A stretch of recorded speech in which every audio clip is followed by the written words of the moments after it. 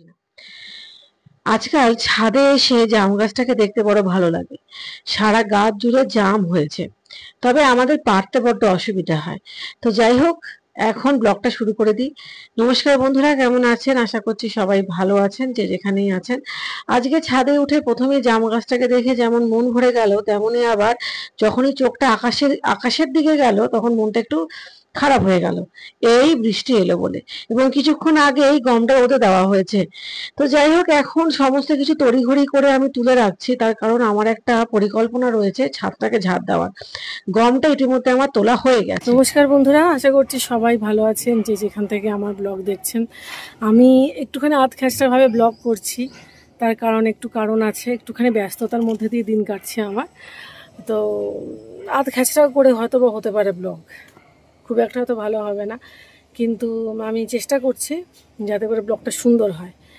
তো যাই হোক, এখন ব্লগে ফিরে আসি। আমাদের লাউ গাছে একটা লাউ তো হয়েছিল, সেটা খাওয়া হয়ে গেছে, কিন্তু এই দুটো লাউ হওয়ার কথা ছিল, তার মধ্যে একটা তো শুকিয়েই গেল, মানে বিশেষত এই যে লাউটা পুরো শুকিয়ে গেছে। এটার অবস্থা খুব একটা বেশি ভালো নয়। তার মধ্যে মনে হচ্ছে বর্ষাকাল এবারে আগেই দরজার কড়া নেড়ে দিয়েছে খুব ভালো কথা, কিন্তু আবার ওই রাস্তায় জল, আবার জল পেরিয়ে যাওয়া, এগুলো চলতে থাকবে আর কি। এখন তো অলরেডি রাস্তার সামনে জলই আছে। এগুলো কিছু কিছু সমস্যা আছে, আমি যেটা বুঝলাম, এগুলো কোনো প্রতিকার নেই, জানেন তো। আমরা ওই ভাবি যে ভগবান সমস্যা দিলেই তার সমাধান দেবে বা দিয়েছে। এখন ওই জীবনে চলতি পথে বুঝতে পারি সব সমস্যার সমাধান নেই।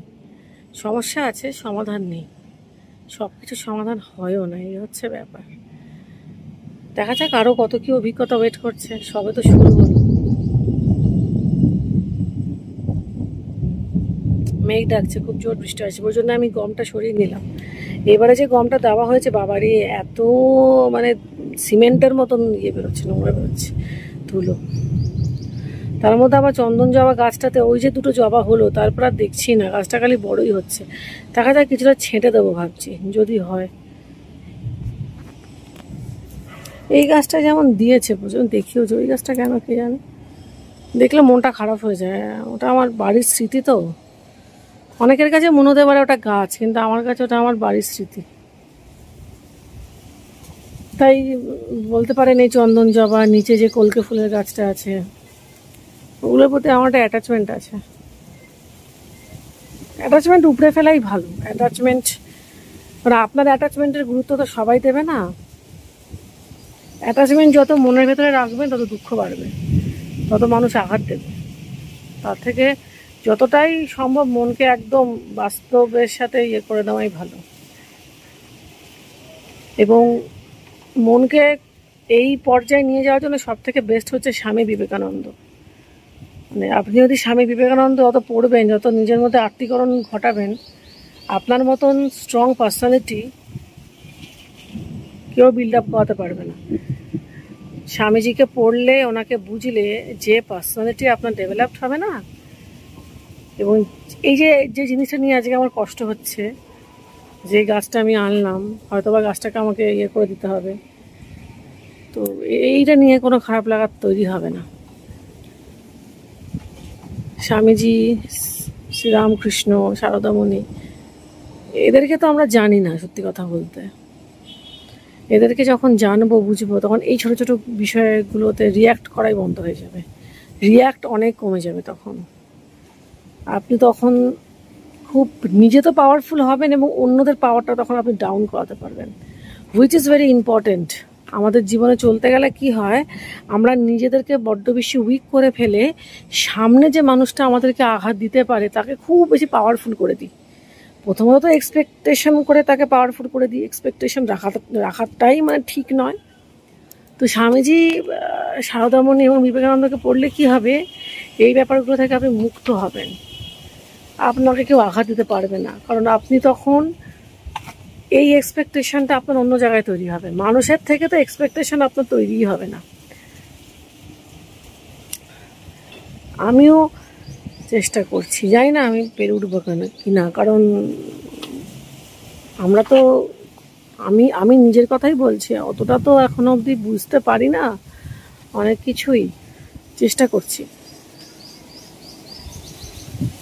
তবে আমার ওই আঘাত দিতেও ভাল লাগে না, আঘাত পেতেও ভাল লাগে না, গল্পটা এখানেই। যাই হোক, গাছে জাম হয়েছে, জামটা পেকেও গেছে।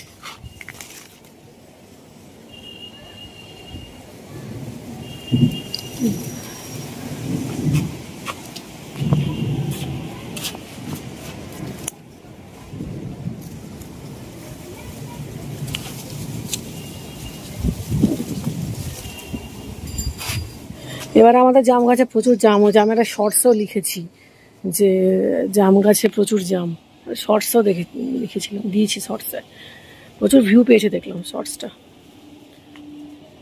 হ্যাঁ হোক, ঠিক আছে, প্রচুর জাম হয়েছে। আমি যদি এখন দেখাই না জুম করে, আপনারা বুঝতে পারবেন। জামে একদম ভর্তি, দেখাই যাচ্ছে। এই যে এই যে, ঠিক আছে বন্ধুরা, ভালো লাগে ব্লগের মাধ্যমে না নিজের মনটাকে হালকা করা যায়, আর কিছু হোক না হোক। হয়তো বা এই জন্যই আমি করি, কারণ আমি কোনো মানে ইউটিউবের কাছ থেকে কোনো আশা নিয়ে করি না। আর এখন মাঝে মধ্যে মনে হয় যে আমার তো ইউটিউবকে অনেক কিছু দেওয়ার আছে, নিজেকে অনেক কিছু দেওয়ার আছে। এই তো নিজেকে অনেক কিছু দেওয়া বলুন বা ইউটিউবকে অনেক কিছু দেওয়া বলুন, সবটাই না এই ব্লগিংয়ের মাধ্যমেই সম্ভব, নয়তো বা সম্ভব নয়। আমার ফুল দেখাতে খুব ভালো লাগে, আমার ছাদে কিন্তু ফুল হয়েছে, এই যে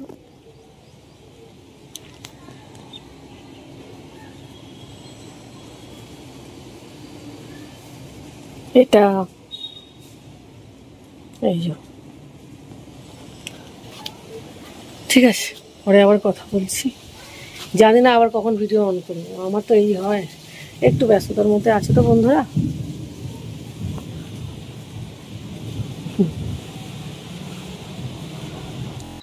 কথাটা একদম ঠিক বন্ধুরা। আসল কথা হচ্ছে আমরা মানসিকভাবে না বড্ড দুর্বল। অন্য সময় নিজেদেরকে স্ট্রং বলে চালিয়ে দিলেও যখন স্ট্রং হওয়ার আসল সময় আসে বা নিজেকে শক্ত করার আসল সময় আসে, তখন সেটা কিন্তু আমরা করে উঠতে পারি না। যাই হোক, আমি দেখা যাক এই গাছটার কি ব্যবস্থা করতে পারি। তবে এই গাছটাকে আমি আর রাখবো না, একটুখানি তো শিওর, কারণ এটা রাখা মানে এটা যথেষ্ট বড় হয়ে গেছে, প্রথম কথা জবা গাছটা। আর এটা যখন তখন পড়ে যাচ্ছে, এবং যে টবের মধ্যে গাছটা রয়েছে সে টবটারও ক্ষতিগ্রস্ত হচ্ছে।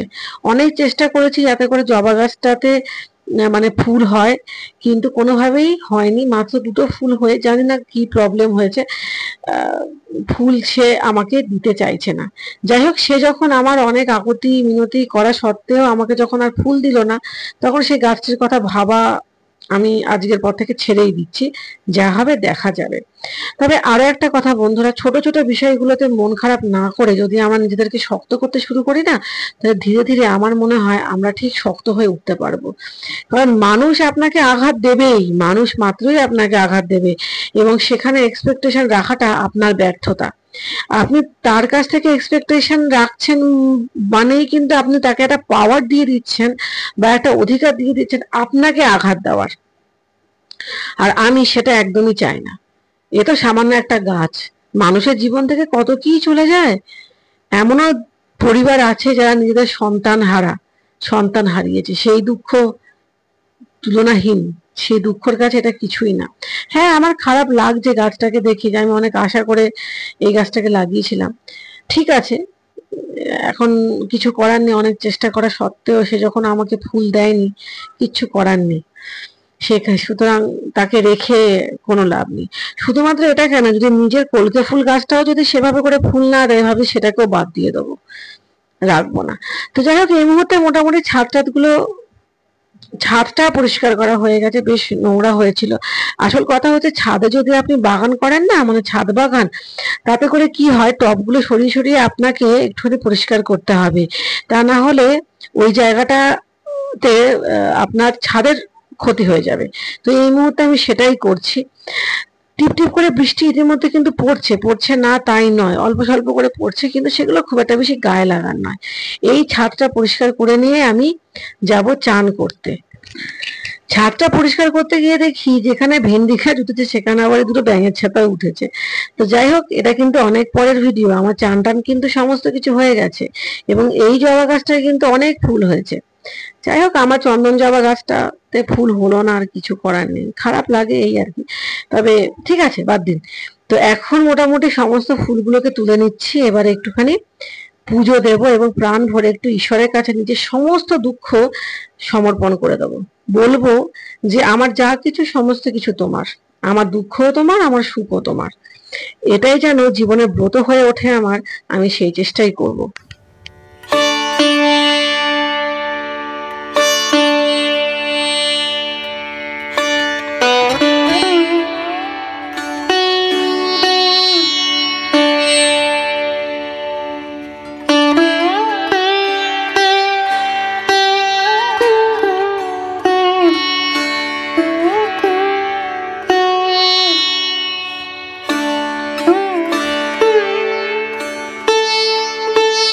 সন্ধ্যাবেলা ঘর গুছানোর আগে ভেবেছি একটুখানি শ্রী রামকৃষ্ণের গান শুনবো, কিন্তু ওই যে মোবাইলে এত অ্যাড দেয়, ভালো লাগে না, সেটাই আর দেখাচ্ছে আর কি। শেষ অবধি ঠাকুরের গানটা চালিয়ে দিলাম ফোনে এবং চালিয়ে দেওয়ার পরে অনেক ভালো লাগলো। সেই গানটা শুনতে শুনতেই সন্ধ্যাবেলার যা যা আমার যাবতীয় কাজ আছে সেগুলো করলাম। ইতিমধ্যে আমার ছেলে কুকর্ম করেছে খাটে, তো সেই বিছনা চাদরটাকে তুলে দিলাম। ঠাকুরের গান চলছে আর আমি সন্ধেবাতি দিচ্ছি। এটা সব থেকে আমার কাছে একটা ভালো লাগার মুহূর্ত। ভালো লাগছে, সত্যিই খুব ভালো লাগছে। আসলে কি জানেন তো বন্ধুরা, নিজেদেরকে ভালো রাখাটা ইম্পর্টেন্ট। আপনি কার কথা ভেবে নিজেকে ভালো রাখবেন, কার কথা ভেবে রাখবেন না, সেই অধিকারটা কিন্তু আপনার রয়েছে। তাই যে আপনাকে আঘাত দিচ্ছে, কেন তার কথা মনে রাখবেন? কোনো প্রয়োজন নেই। ঠাকুর আছে তো, শ্রীমা আছে, স্বামীজি আছেন, অনেকে আছে। এদের হাত ধরতে চাইলে এরা ঠিক আপনাকে হাত বাড়িয়ে দেবে এবং প্রাণ ভরে আপনাকে কাছে টেনে নেবে। তখন কোথায় দুঃখ আর কোথায় খারাপ লাগা, তাই না? তো যাই হোক, আমি এখান থেকে এর তুলসী মঞ্চটাকে প্রণাম করে নিই এবং তুলসী ঠাকুরের উদ্দেশ্যে একটা করে ধূপকাঠি এখানে দিই। সন্ধ্যাবেলাতেও কিন্তু কাজ থাকে, সারাদিনের কেচে দেওয়া জামা কাপড় ভাঁজ করা, সেগুলোকে ঠিকঠাক গুছিয়ে রাখা, এগুলোই আর কি। সত্যি সমস্ত কাজের মাধ্যমেই যদি আমরা ঠাকুরকে পাই, তাহলে আমাদের জীবনটা কত সরল হয়ে ওঠে বলুন তো। তোমার পিসির ভিউটা সব থেকে ভালো এসছে। ও এক্সিলেন্ট। এটা আদর করো, আদর করো, করো করো না, এটাই তো থাকবে স্মৃতি হিসেবে। বাহ। যাই হোক, এখন একটা খুশির আনন্দের মুহূর্ত তুলে ধরলাম, এগুলোই তো থাকবে। এখন ব্লগটা প্রায় আমার শেষের দিকে। আজকের ব্লগটাকে বেশি বাড়াইনি বন্ধুরা, ওই সান্ধ্যকালীন কাজকর্ম চলছে আর আমার সমস্ত কাজের মাঝে কিন্তু ঠাকুর রয়েছেন, শ্রীমা রয়েছে, স্বামীজি রয়েছে, আর রয়েছে আমার হনুমান দাদা। তাহলে আর কি চাই বলুন তো, তাই না? তো যাই হোক, আজকের মতন ব্লগটা তাহলে এখানেই শেষ করে দিচ্ছি। সবাই ভালো থাকবেন, সবাই সুস্থ থাকবেন, আর খুব শিগগিরই আপনাদের সঙ্গে দেখা হচ্ছে চাম্পাহাটির ব্লগে। ততদিনের জন্য টাটা, বাই বাই।